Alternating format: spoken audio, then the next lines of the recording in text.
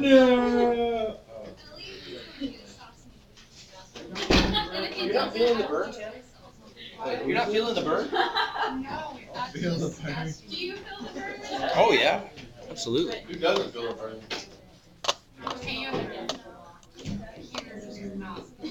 Okay, so let's have a look here.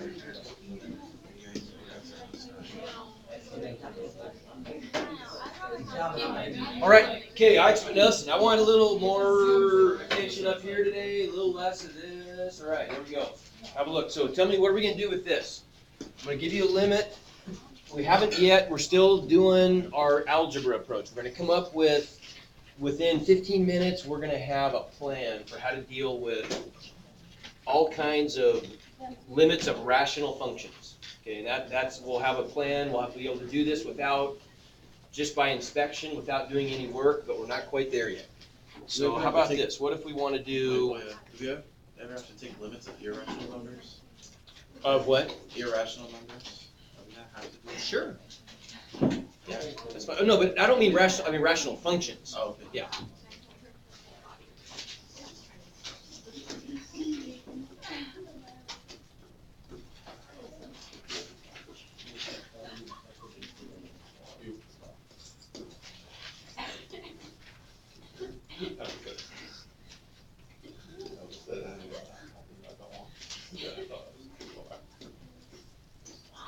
Do you look up ways how to make points 8? 0. All right. 0. Okay. 0. Okay, now let's have a look at this. So we did this one way yesterday. Yesterday we factored out what from both the top and the bottom? X to the fifth. Okay. If we factored out an x to the fifth, so that's plan A. I want to show you something here. If we factor out an x to the fifth, what are we left with on the top? Because you got to get good at this. This isn't a big deal, but you got to get used to doing this. 3 over x cubed. Okay, 3 over x squared, right? Oh, yeah, squared. I don't know why it's this. Okay, because remember, if we're factoring out an x to the fifth, we're dividing that away from each term, right? So if I want to know what goes here, I find out by taking 3x cubed divided by x to the fifth, which gives me 3 over x squared, right? Okay. What goes here then? 1 over x. Okay, and on the bottom,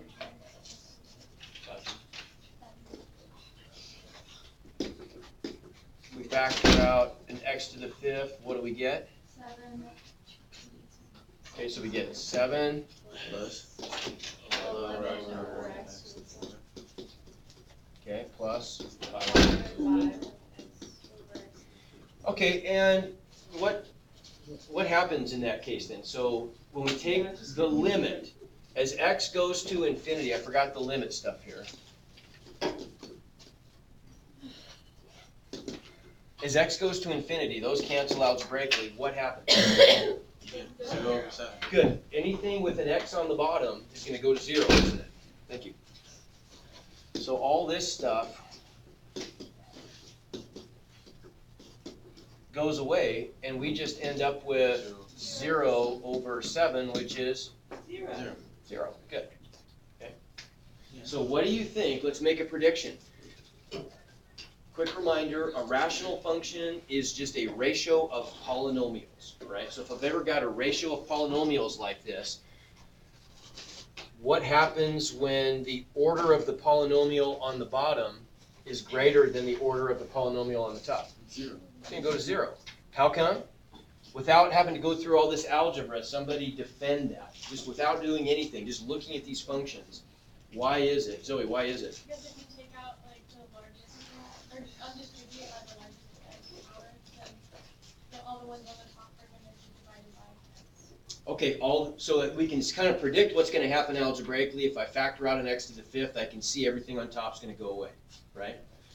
Even without factoring out, though, could you justify? What do you think, Julia? How come maybe just looking at the leading terms here? The bottom is increasing faster than Yeah, the bottom is a more powerful function, right? It's going to, as x goes to infinity, the bottom goes to infinity infinitely faster, Even though they both go to infinity, the bottom gets there infinitely faster, right? Okay. So we can see right away that that one's going to go to 0.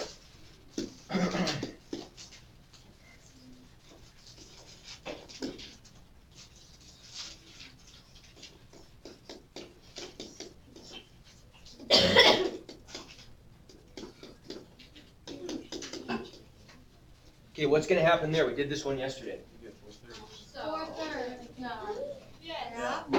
Right, because if we factor out an x cubed, we won't even go through all the math here, but if we factor out an x cubed, we're going to be left with a 4 minus some stuff that goes to 0 on the top, and 3 plus some stuff that goes to 0 on the bottom, right? So when I divide out the x cubes, factor them out and divide them algebraically, this is what I'm left with, right? Yeah. So what's our rule then? When we have a rational function, we take the limit of a rational function as x goes to infinity, where the orders of the top polynomial and bottom polynomial are equal. What's our rule? The coefficients are. Yeah, okay, the ratio of the leading coefficients is our limit, right? So this one is just equal to 4/3, right? Okay, last one. This is the trickiest of the three. The ones that we just looked at, you're just done, right? There's nothing really to worry about with those. Okay, what happens with something like this? So let's say we've got, I feel like I know this. What is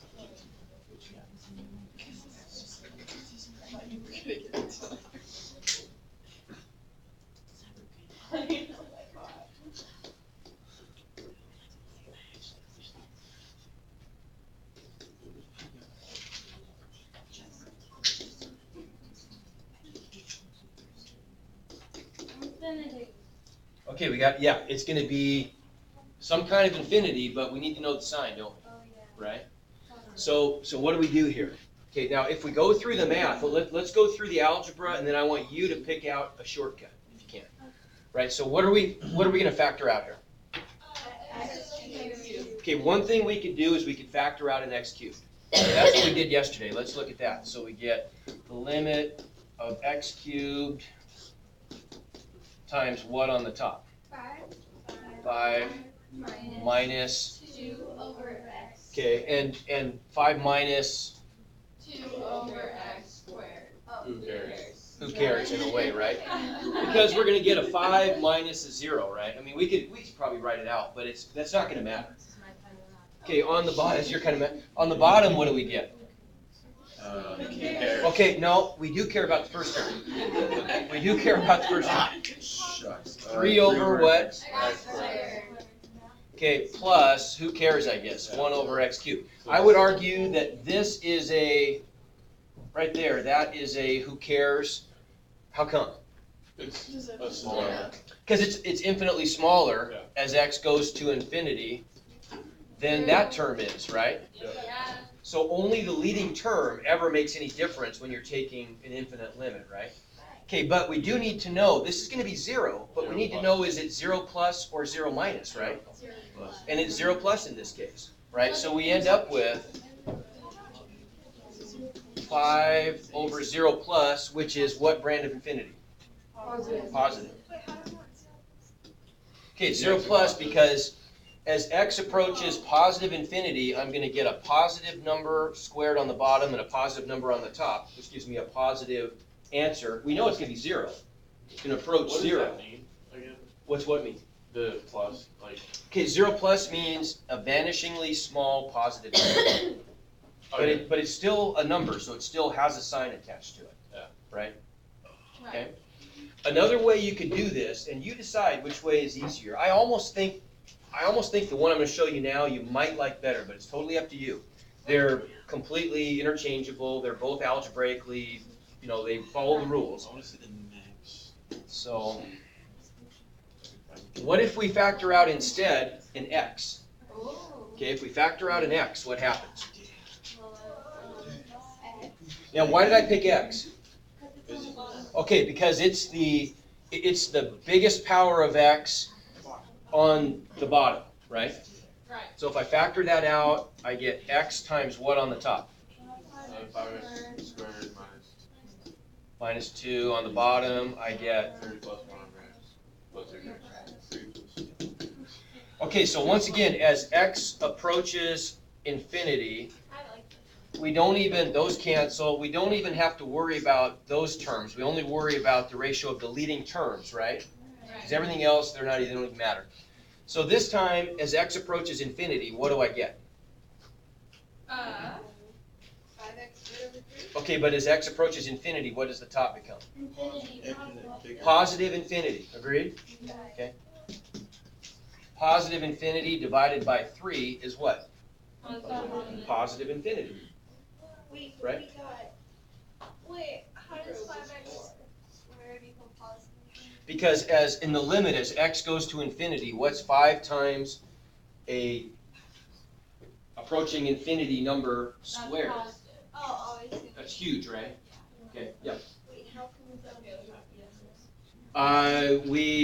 We didn't. They're both.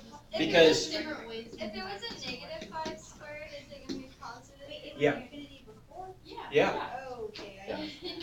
right. Before we got 5 over 0 plus. The 0 on the bottom makes it infinite. Positive over positive makes it positive. So, Okay.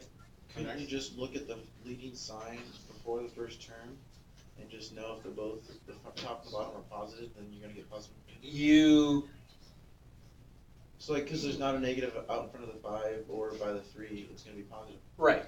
So the shortcut then is, you just have to know the signs of the leading terms. Now, so we could look at this right now and get that answer. Explain. Cause like, I mean, obviously the sign's gonna say the same when you do the math, so. Right. Unless there's a negative in front of it, it's not gonna change. Okay, so what Hunter's saying, and this is fine, you can just inspect this and do this one by inspection too, you gotta be a little careful with it. But we know that x cubed is bigger than x, so therefore we know we're gonna get an infinite answer, right? Yeah. Because the power of the top is bigger than the power of the bottom. So the question is just, what flavor of infinity? Well, the leading term on the top is positive, the leading term on the bottom is positive, right? So the answer is positive, okay? So we got our rules. So now let's see if we can do these all without doing any work. Let's see how quick, if we can just look at these and get answers, right? So what's the limit of negative 3x cubed minus x over 4x cubed plus 7 as x approaches negative infinity? What's the answer? 3/4. Because we already know we've got same order top and bottom, so the answer is the ratio of leading coefficients. Is it negative? Because there's another negative.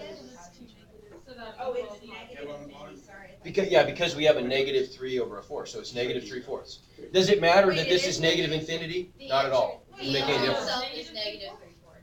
Is negative 3/4. Somebody said, people said 3/4. Oh, whoops. Sorry, it's negative 3/4. How come? It's negative. Because all we do here, the rule is, when these powers are the same, right? When the order of the bottom polynomial and the top polynomial are equal, then we just look at the ratio of the leading coefficients. Done. And the signs of. So, but had they not been equal, the negative infinity wouldn't have mattered then?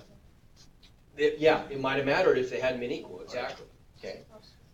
Okay, so how about this one then? What's the limit of Just rewrite this.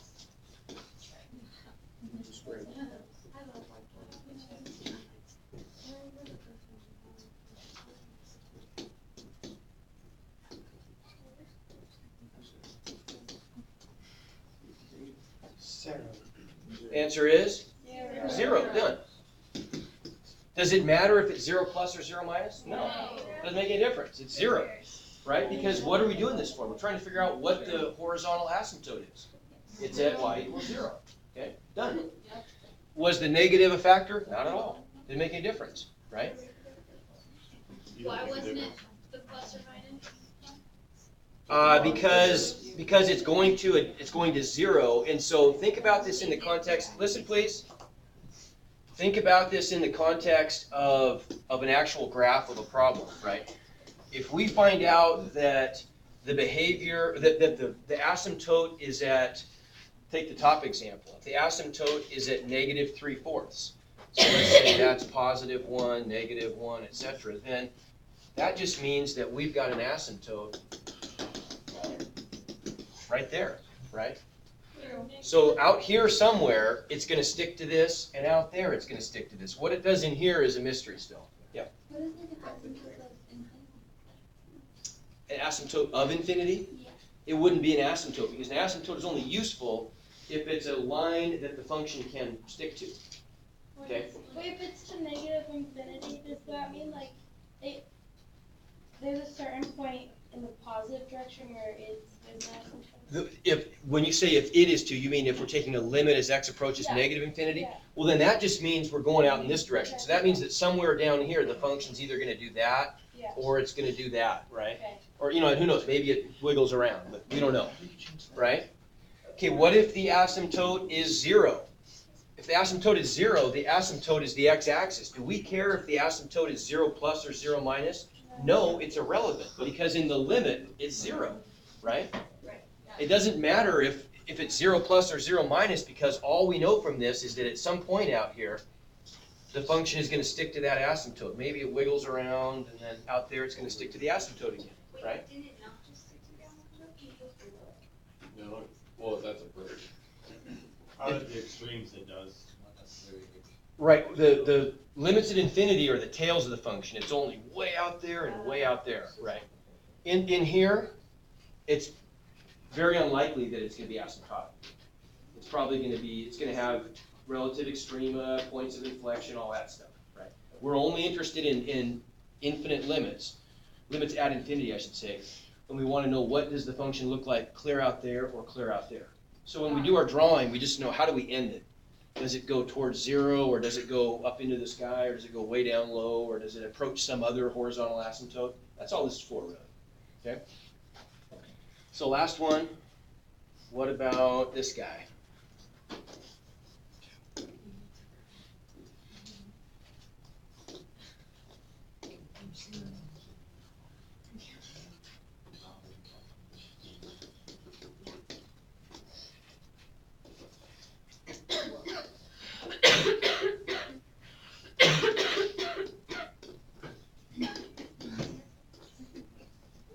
Okay.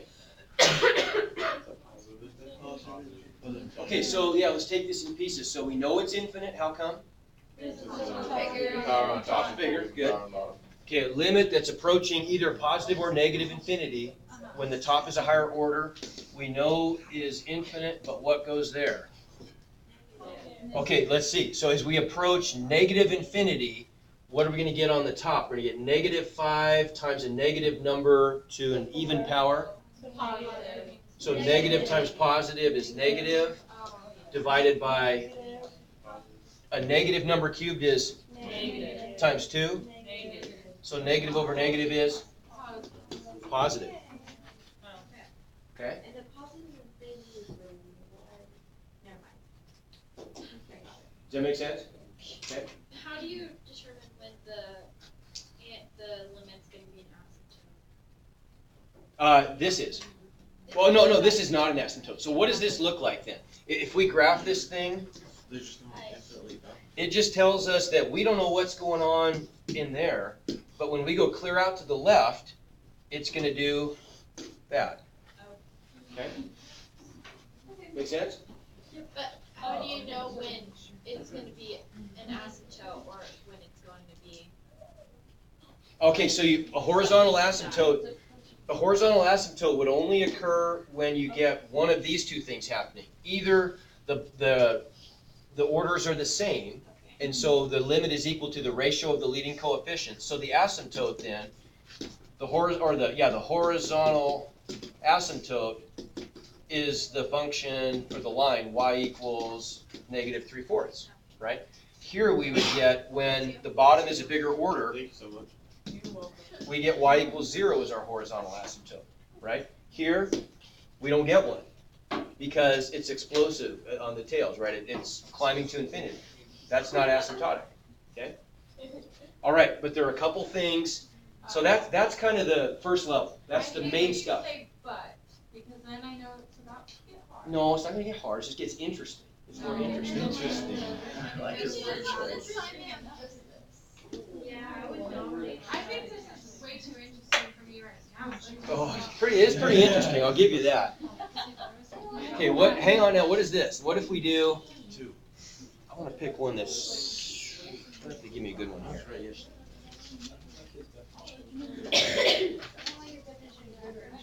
Okay,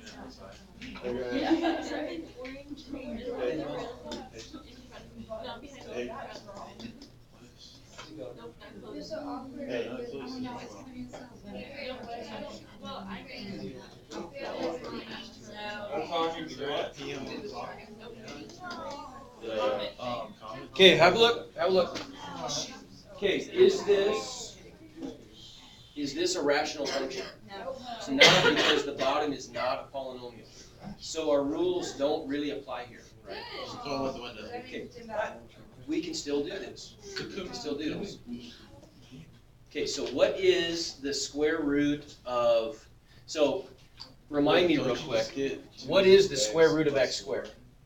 X No, plus or minus 1. well, X, I meant. okay, it's the absolute value. That is the actual definition.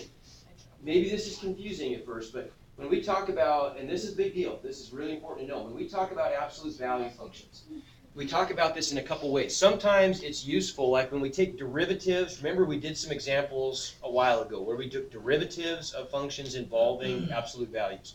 When we do that, it's always useful for us to write it as a piecewise function, right? So the absolute value of x behaves like x whenever x is positive. Whoops.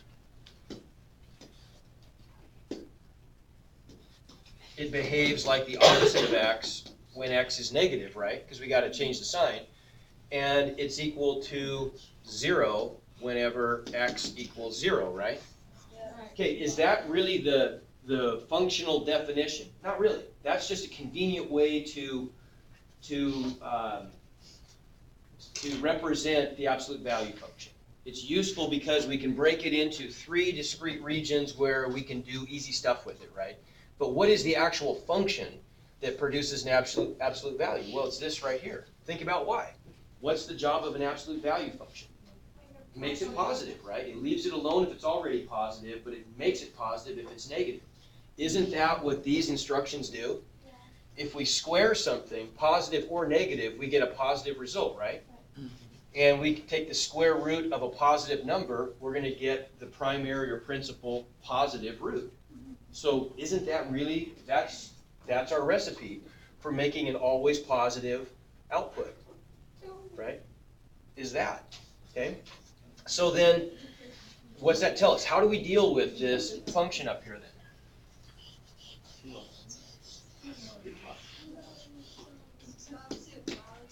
So what can we do to the bottom? split up.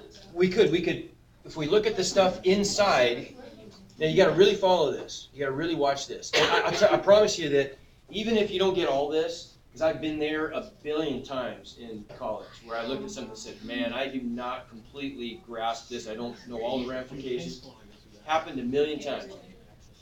But I also know that eventually it just started making sense. It really does. If you just watch this stuff and you start to, and what's going on, I think I talked about this with you before.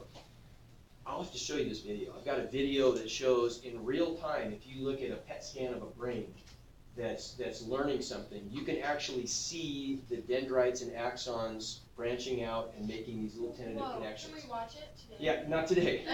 Not today. Nice try. But that is part of what happens. And there's no question that if you look, and this is just really fascinating to me, if you watch people learning stuff, when they're first doing stuff like this, where they're looking and they're looking at a process and they're able to follow the process, they can put together the steps, that's where you start to create that interconnectedness, but it's really weak and it doesn't, the neurotransmitters aren't able to make that a solid gap, and so the recall is not very good. But the more you do it, the more that same pathway is strengthened, and what it feels like, I can, now that I know the brain science behind this, I can kind of go back to my student career and say, now I get it, because now I know what it felt like when things just started kicking in, and that must have been when the interconnectedness started to be strengthened enough that those were solid pathways in my brain. You're gonna get there too, I promise you, that's what happens. But you gotta really, really focus, and that, I can tell you from my own experience, there were times when I thought I got so overwhelmed in a quantum mechanics class where I just kind of bunched it, and I paid for it dearly. Because then I had to, if I just persevered and I did my best, I was always amazed when I came back, next time, how much I actually got out of that stuff. Even if I had I thought I was just worthless. But when I went back to the next lecture, man, it was okay. I got a much bigger part of it than I thought I was going to. So just persevere, focus. All right, so what can we do here? Separate it. Yeah, look in the bottom here. Okay. Okay, in the bottom, I could factor out an x squared, couldn't I? Yeah. So inside the radical, I could write that as the square root of x squared times what? 2 plus 0. 2 plus 1 over x squared. 1 over x squared, okay. On the top, I could factor out an x, couldn't I? Yep. Okay, so on the top, I factor out an x, and I'm left with 3 minus 2 over x, okay? So in my limit, already I can see that some stuff is going to go away, right? I can already see that that term is going to go away, and that term is going to go away. Technically, this isn't totally fully legit algebra to just take that limit right now, but to simplify things so it doesn't look too cluttered, wouldn't you agree it's going to happen eventually? Yeah. Okay, question? Is it always going to be this kind of last two back terms like it is? Yeah, it is. And that's consistent with what we always say about a polynomial. If we look at any of these polynomial examples, what did you notice? In the limit that the variable approaches infinity, the dominant term is the leading term. Everything else is insignificant. I will show you, I don't have time today, but we'll look at an example where we'll create some polynomial functions, and we'll look at these things for various scales of x. Like various scales of the function, and you see something pretty remarkable happen. On really big scales, even though there might have been all kinds of crazy little peaks and valleys, when you look closely, on very large scales, all polynomial functions start to look simple. Okay? Because on very large scales, only the dominant term is important. Okay? And it's kind of cool to see that. I have to sort of build it so it works well to see visually, but we'll do that. So I've got that plan. It's something I want to do as kind of probably take half a day to do, but I want to show you that. All right, you got to by next week. That's your. All right, okay, I can do that. So where were we? So then, okay, so right here then, what is this on the bottom? So what is, I could break this into separate square roots. The square root of x squared is what? No, absolute value of x. Okay. Yeah. Shoot. So I get on top, I get an x, on the bottom I get an absolute value of x, right? Times, that stuff goes away, so I get a 3, and on the bottom I just get a 2, right? Yeah. Because all that stuff is just going to go away when I take It's my not a limit, square root. right? Okay, now what does this look like? But Think- does the 2 not get square rooted? Oh, it does, sorry, you're right, it does. Thank you, thank you. So on the bottom I've got a square root of 2, you're right, because that's still inside the square root, right? Yep. Yeah. Okay, so let's focus on this part right here for a second. What is that going to do? 1. Okay, yeah, it's equal to 1 whenever x is positive, isn't it? Yeah. Right, so this is a graph that comes up a lot in math and physics, for example. We look at this function, it's amazing how often it comes up. If we take the function f of x equals x over the absolute value of x, or its reciprocal, doesn't matter. If we were to graph this thing, what's it look like? Well, the function is undefined at 0, because I have a 0 on the bottom, right? I have a hole there, 0 over 0, right? Or a break, or something weird's going on. But for positive values of x, that's just going to be x over x, isn't it? Yeah. Right? So for positive values of x, doesn't it just look like that, where this is at 1? Exactly. For negative values of x, like pick negative 3, for example. I'm going to get negative 3 over positive 3, which is what? -1. Negative 1. So for negative values of x, it's going to look like that. Okay. Okay? That's what that function always looks like. So what's going to happen up here? Well, I'm just taking that function multiplied by 3 over the square root of 2. So what's that gonna do? Well, it's just gonna look like, gonna get moved up a little bit. Instead of being at 1, it's gonna be at 3 over the square root of 2, which is about 2.2-ish. So it'll be up here, like right about there, and down right about there. Okay? That make sense? Okay? So that's all we need for that? Yeah, so what does that do for our asymptotes then? Well, we've got 2 asymptotes. If we go out to the right, our asymptote is going to be this guy, right? Out to the left, it's going to be this guy. Plus or minus. So literally, I mean, we're going to get 2 different, we don't know what's happening in here, but when I go out, we have no idea what's happening in there, but the right asymptote is going to be up there, the left asymptote is going to be down there. Okay. Right? Okay, so how can we take a shortcut? I've got it, this is not in the book, but I think there's a really good way to take shortcuts on these.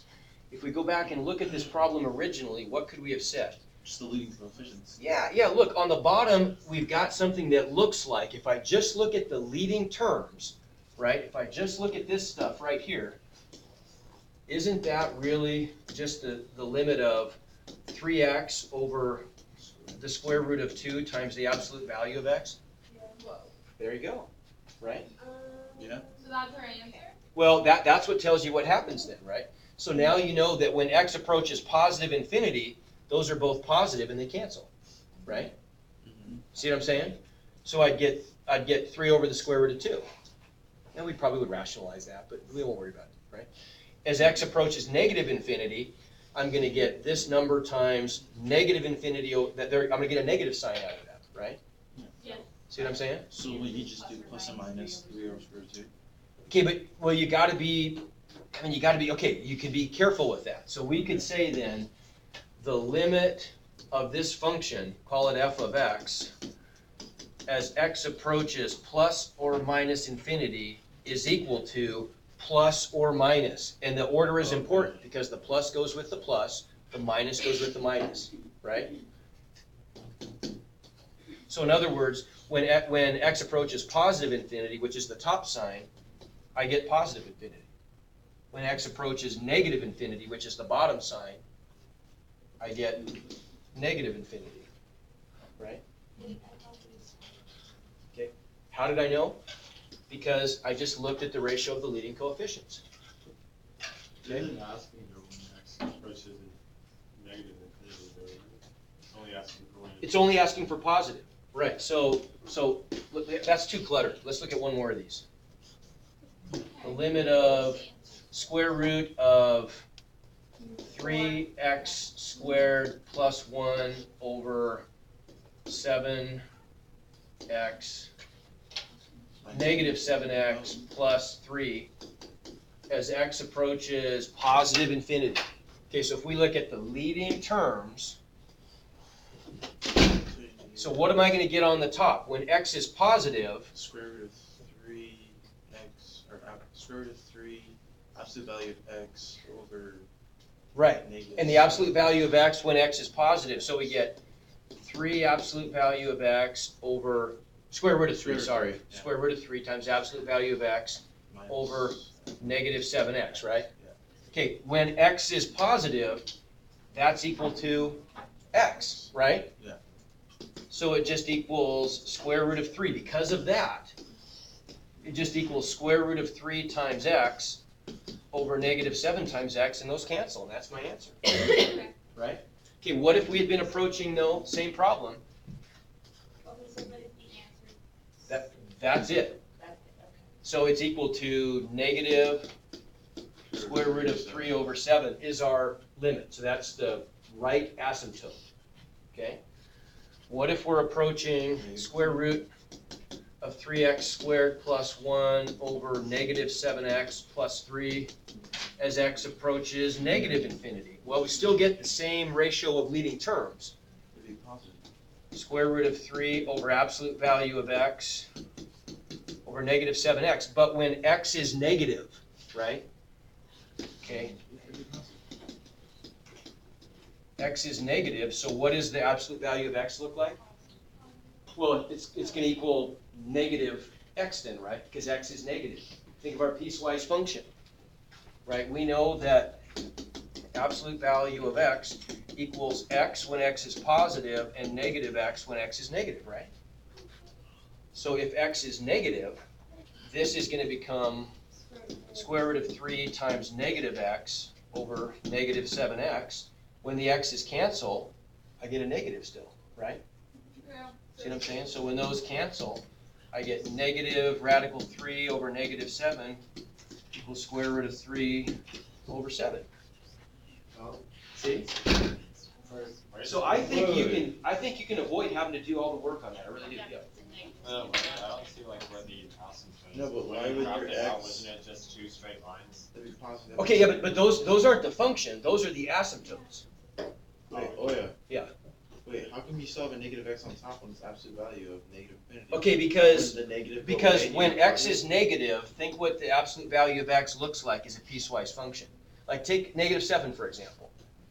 The absolute value of negative 7 is 7, right? Yeah. So aren't I multiplying negative 7 by negative 1 to change the sign, Oh, okay. right? See what I'm saying? So when x is negative, we can replace the absolute value of x with the opposite of x, because we gotta make it positive. Yes. Why is the x on the bottom not negative? Or the negative 7, wouldn't it be a negative x? Yeah, because you're putting the negative. Oh, no, it's not, because when x is negative, right, Okay, then you're talking about this guy right here. Yeah. Then that guy is negative, right? yeah. But the absolute value needs to be positive. So whenever you have a negative value of x, the absolute value of x is equal to the opposite of x, right? So on the top, in order to make this positive, we have to replace it with an opposite of x, a negative x, Okay. which makes the whole thing positive. But what if you just put the absolute value on positive and x Because- and then still look right? When- Leave it as an absolute So value. if you Yeah. keep Okay, negative because absolute value- something else you'll find is that you, How do you and this is get a rid rule, of this? you can't really do algebra with absolute values. You always have to turn the absolute value into a non-absolute value variable or number in order to do something with it. Like if we were gonna do algebra, or we were gonna simplify an expression involving an absolute value of negative 11. First thing you do is turn that negative 11 into a positive 11, and then evaluate the expression, right? Yeah, that's the absolute value. Right, you gotta do the same thing with variables. So you've got, see what I'm saying? So right here, absolute value of x divided by x is nothing. I mean, it's indeterminate, right? You could, I guess, say that when x is negative, that has to equal negative 1, that ratio. And I'm comfortable with that if you are, right? And that goes back to our graph right here, right? When x is positive, that function is equal to 1. When it's negative, that ratio is negative 1. And so if you can recognize that, that's perfectly legitimate. If you recognize that you've got a ratio of an absolute value of x over x, or vice versa. When x is positive, that's 1. When it's negative 1. If you don't want to do it that way, you could just say, well, I can just trade the x. Can you choose it? I don't care. You can do either one if you want. So you can. I mean, you know what, if that relationship is To clear to you. satisfy the function. Sure. But to me, it's easier to just say, well, I know what the piecewise function is for an absolute value function. When x is positive, the absolute value is just equal to x. When it's negative, the absolute value equals the opposite of x, so it's negative So you x. choose And then x or substitute. negative x and substitute it. Depending on what you're approaching. If it's a negative, right? Okay. Does that make sense? Yeah. Okay. Takes a little practice, but I think if you can see that relationship, that's something that even in college you could, I mean, I think you can just say, like I would just write down by inspection, and then I know what the limit is, right? Instead of having to go through every time and do all that work of factoring out inside the radical, and it's, I know like early in your algebra careers, everything had to be shown, but later on it's the opposite. We don't want to bog ourselves down doing unnecessary work. If it's, right, if you can inspect something and you know the rule, Yeah, but if you write everything down and you end up with the wrong answer, you can go back and look at your work, yeah? well, as long as you say by, yeah, you can, because you know where you, right here you'd say by inspection, and you're showing your work. So if something went wrong, you'd say, okay, did I inspect that right? Go back and look at, you see? Okay, I mean, you're still doing the work, like, yeah, you stop writing it out. Yeah. If you get it wrong, you can write it out and Figure it out. write out